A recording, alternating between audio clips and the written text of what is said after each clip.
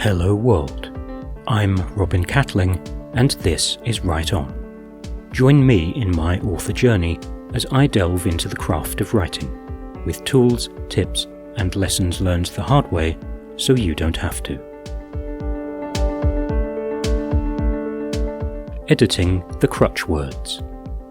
Sooner or later in the process, every author faces editing the crutch words in their manuscript. These are the habitual words or phrases used like crutches to prop up one's prose. In speech, we rarely notice them. In prose, they become a hallmark of poor writing. Top of the list, like, seemed, look, decide, and adverbs, mostly. Every editor has a list of crutch words made up of industry favourites, personal bugbears, and those specific uses particular to an individual author. Read a text closely and often, you may notice a repetition of certain words or constructions. Repetition itself will bore the reader, even if they don't know why. Egregious repetition shows up like a nervous tic and is likely to annoy the reader. Crutch words crop up for several reasons. As filler, often in the first draft, when we're rushing to get words on the page, promising to fix it in post. After all, that's what editing's for. Out of habit, leaning on our favourite stock words to link, qualify, or shore up our prose. And out of desperation, when we're not entirely sure what it is we want to say. Crutch words encourage loose, baggy, woolly, and less specific prose. In speech, they give the speaker time to think and to keep the tone informal, without necessarily distracting from the sense or meaning. In prose, we want to be more, not less specific. Crutch words often accompany poor sentence construction and poor sense construction. Pick up thy bed and walk. There are 3 remedies for crutch words. 1. Substitution. Swap out the crutch word for a more specific or accurate synonym. 2.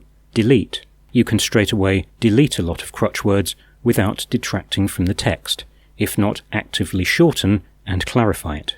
3. Rephrase or rewrite. Underneath every sentence creaking with crutch words, there's a better, shorter, clearer, more elegant sentence fighting to get out. You just have to think about the sense, intention, and value of the sentence in order to rewrite it the way it needs to pay off. Even in manuscripts of many thousands of words, every sentence has to justify its inclusion and contribute some value towards the whole text. Crutch words highlight the subpar sentences that reduce value and clarity. They're a flag demanding attention in the edit. The judicious exercise of choice.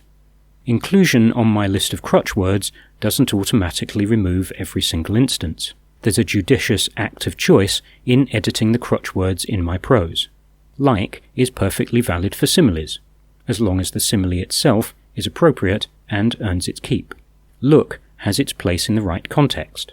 Marto looked down at his boots signifies exactly the nervous, awkward, and slightly guilty action of a man lying through his teeth. I strictly ration, realized, feel, and appeared. I've banned suddenly because something that happens suddenly should just happen. While narrative and description should be the focus, there is a difference between these and dialogue, however. People speak in fillers, clichés, and repetitions all the time. The deliberate use of crutch words will delineate certain characters, so it's fine to keep them. Other characters become stronger when you remove those crutch words, making them more eloquent, active, and persuasive. Which words are appropriate to each character? Actively avoiding procrastination. We want our prose to convey action. Crutch words such as look, decide, and begin are all prose forms of procrastination. They seldom get anything done. I don't want my entire cast of characters looking at each other repeatedly like the build-up to a gunfight in a spaghetti western. Don't just look, do something. And don't merely decide to do it, get on and do it. He decided to go to the mall. And is there something else? No, then do it. He went to the mall. This is where crutch words get entangled in passive voice, when we really want to write in an active voice as far as possible. Active means just that. Direct, engaging, clear. Don't decide to do a thing, do a thing. It's like he began to do a thing. Unless there's some interruption, why not just do the thing? And there's a couple more of my crutch words, really and just. Don't lean on me. Editing the crutch words might seem, crutch word, like, crutch word, a tedious task, but it pays dividends, improving the quality of the final text. There are text analysis tools that will generate a word cloud showing you the most overused words. I prefer to work through my personal list so that I can fix them in context. For example, on my list scanning for look and looked, I removed 17 instances and kept 5. I removed all 5 instances of considered.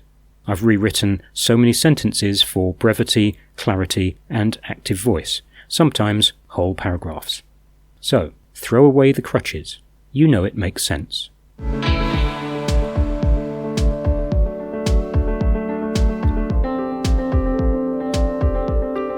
That's all for this time.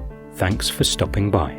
You can like and subscribe to the channel, or visit robincatling.info to check out the blog.